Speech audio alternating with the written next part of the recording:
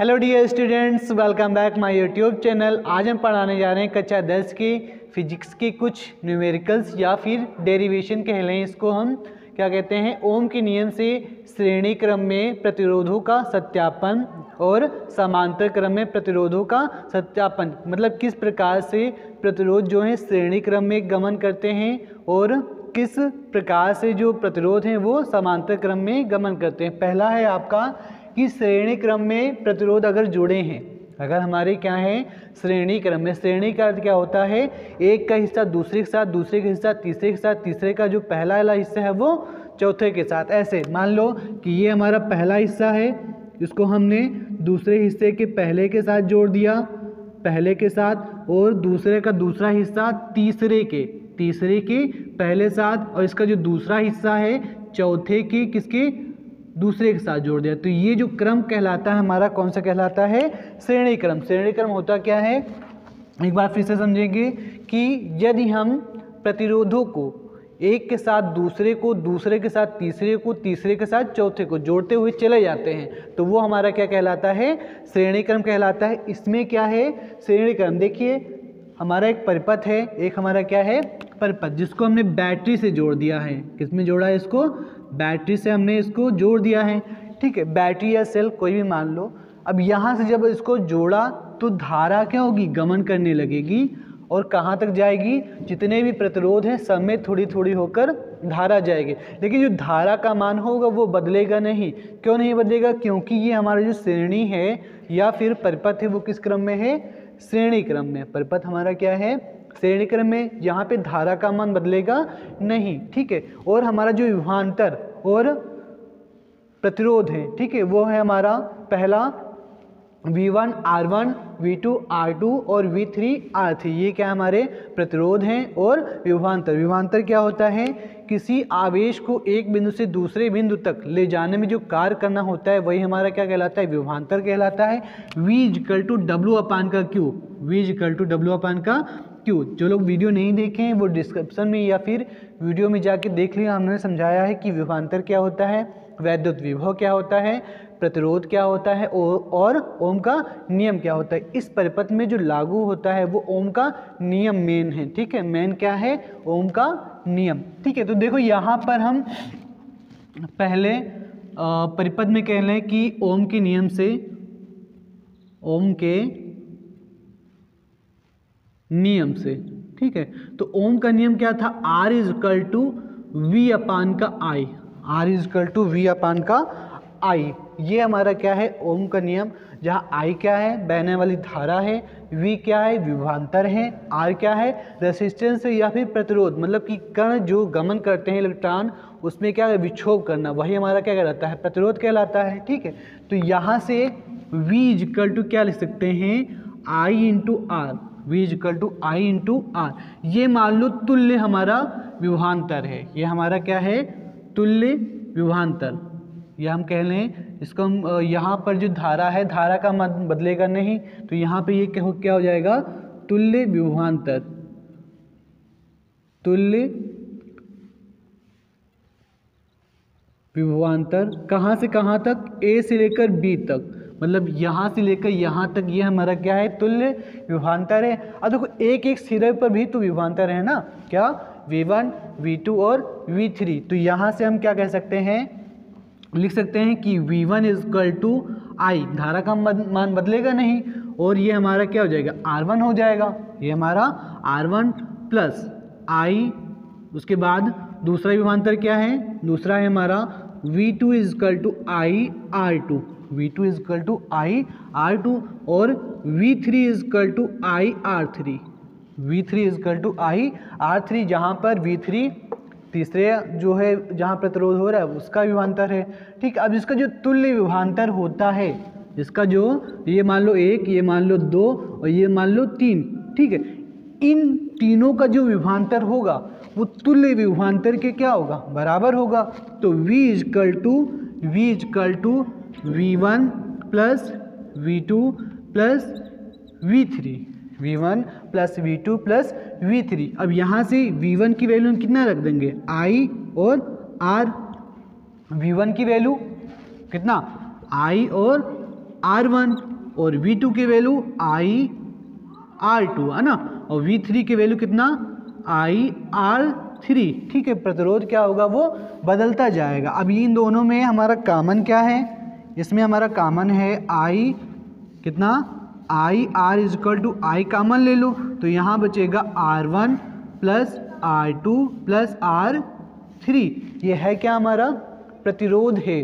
ठीक है, पूरे परिपथ का नहीं, मतलब कि V1 V2 और V3 का प्रतिरोध है, मतलब कि रुकावट। ठीक है, तो R इजक्वल टू I से I काट दो, यहाँ से I से I काट दो तो R बराबर क्या हो जाएगा R1 plus R2 plus R3, R1 plus R2 plus R3। ये हमारा क्या है कुल प्रतिरोध है, ये हमारा क्या है कुल प्रतिरोध है, जो सभी जो टुकड़ों में बटे हुए थे हमारे प्रतिरोध, उसका ये बराबर होगा R1 is equal to R is equal to R1 plus R2 plus R3। ये हमारा टोटल प्रतिरोध आ जाएगा जब हमारा क्या होगा श्रेणी क्रम में होगा। अब हम क्या बताएंगे समांतर क्रम में। एक बार और समझ लीजिएगा इसको, जब हम प्रतिरोध को श्रेणी क्रम में जोड़ते हैं, जब हम प्रतिरोध को क्या करते हैं श्रेणी क्रम में जोड़ते हैं, तो उस क्रम में एक हिस्सा दूसरे के साथ, दूसरा हिस्सा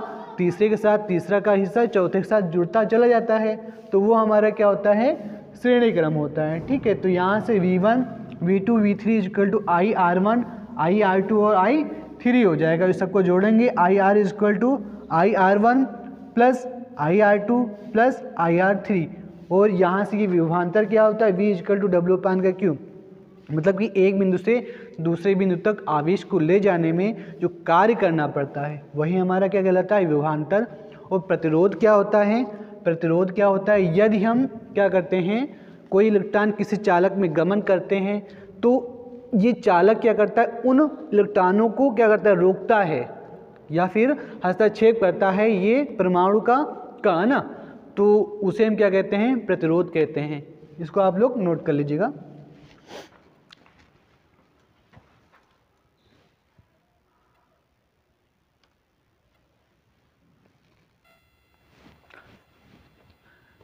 अब हम जानेंगे समांतर क्रम में यदि हम क्या करते हैं प्रतिरोधों को जोड़ते हैं तो इसका विभवांतर कितना होता है, उसमें धारा क्या बदलती है और धारा का मान क्या होता है। देखिएगा, प्रतिरोध को पहले समझते हैं। ये हमारा एक परिपथ है, ये हमारा क्या है एक परिपथ है। परिपथ में जो धारा बह रही है वो पहले टोटल धारा क्या है I है, टोटल धारा I है। और ये धारा ये परिपथ में बहती हुई गई तो जैसे नदियाँ नहीं तीन खंडों में क्या होती हैं विभाजित हो जाती हैं, उसी प्रकार धारा भी क्या होगी तीन खंडों में विभाजित होगी। कौन सा खंड I1 I2 और I3। ठीक है, तीन खंडों में विभाजित होगी। लेकिन इस यहाँ पर जो धारा होगी A से B तक, वो धारा टोटल होगी, A से B तक धारा जो होगी वो टोटल होगी किस कौन सी I1 I2 और I3 के। मान लो कि हमने क्या किया, मान लो कि हमने एक धारा ले लिया, ठीक है, या फिर कोई चीज़ ले लिया, उसको हम कई सारे भागों में क्या कर दिया बांट दिए।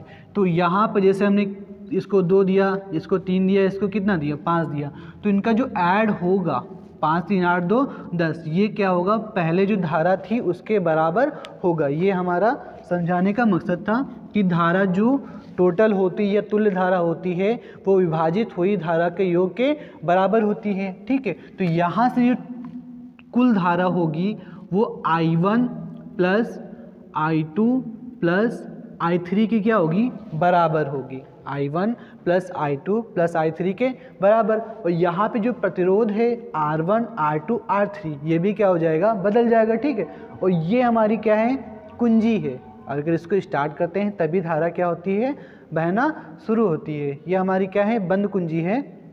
एक ओपन कुंजी ऐसे बनाते हैं, ये हमारी ओपन कुंजी होती है, और इस तरह जो लिखते हैं वो हमारा एमीटर होता है। ठीक है, इसके बारे में वीडियो हमने बना दिया है, उसको आप लोग देख लीजिएगा। देखो यहाँ पर ओम का नियम फिर से यूज़ करेंगे। ओम के नियम से यहाँ पे जो विभवांतर होगा, यहाँ पर विभवांतर क्या हो जाएगा वो आपका V ही रहेगा। विभवांतर क्या रहेगा वो टोटल परिपथ में विभवांतर हमारा क्या रहेगा V रहेगा, इसमें चेंज नहीं होगा। वो जो श्रेणी क्रम में था वहाँ पे धारा समान थी, विभवांतर चेंज था, लेकिन इसमें क्या होगा, विभवांतर चेंज नहीं होगा।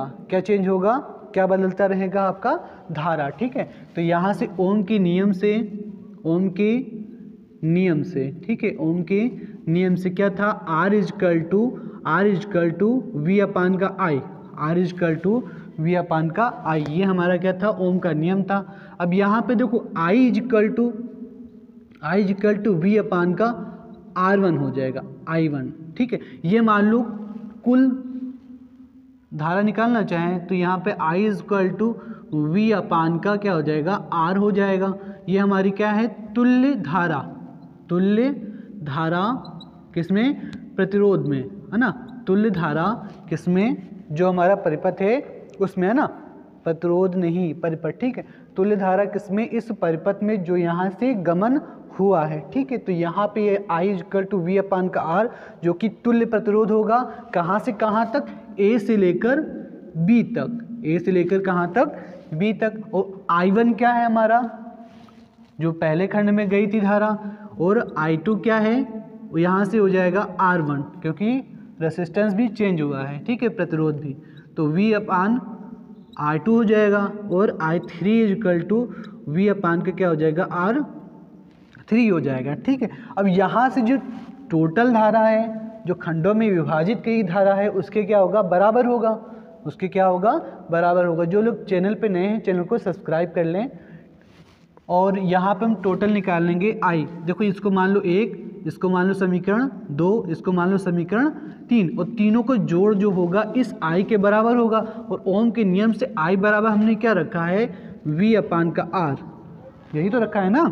और I1 की वैल्यू यहाँ से V अपान का क्या, R1 प्लस I2 की वैल्यू V अपान का R2 हो जाएगा, प्लस I3 की वैल्यू कितनी आई थी हमारी, I3 की V अपान का R3। सब में देखो कुछ कॉमन दिख रहा है हमको, सब में कुछ कॉमन दिख रहा है, क्या दिख रहा है, V कॉमन दिख रहा है, सब में हमारा V कॉमन है। V अपान का R is equal to V common ले लिया, यहाँ बचेगा 1 अपान का R1 प्लस 1 अपान का R2, ठीक है, प्लस 1 अपान का क्या, R3। ठीक है, तो V से V कैंसिल, 1 अपान का R इजकल टू 1 अपान का R1 प्लस 1 अपान का R2, 1 अपान का R2 प्लस 1 अपान का R3।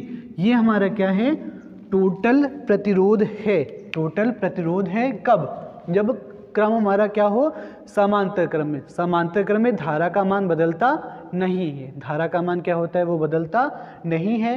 ठीक है, नहीं, धारा का मान क्या होता है, बदल जाता है, धारा का मान बदल जाता है, लेकिन विभवांतर नहीं बदलता है। फिर से समझेंगे, अगर हमारा क्रम समांतर में है, अगर हमारा क्रम क्या है, समांतर में है, तो उसमें धारा का मान बदल जाता है, धारा का मान बदल जाता है, और विभवांतर क्या होता है, सेम रहता है। जितना विभवांतर पहले है उतना ही विभवांतर अंत तक बना रहेगा। ठीक है, और जो प्रतिरोध होगा वो भी बदल जाएगा। इस अकॉर्डिंग ओम के नियम से इतना हम लोग सॉल्व कर लेंगे। ये हमारा तुल्य धारा है, ए से लेकर बी तक, ए से लेकर बी तक ये हमारा टोटल धारा है। और I1 I2 I3, I1 और I2 और क्या है, I3, ये हमारा क्या है, जो खंडों में विभाजित हो गई थी वो धारा।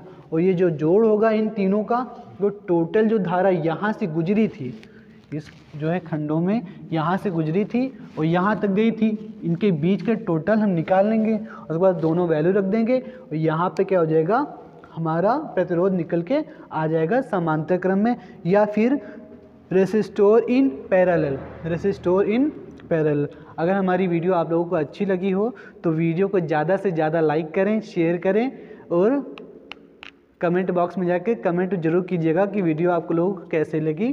धन्यवाद।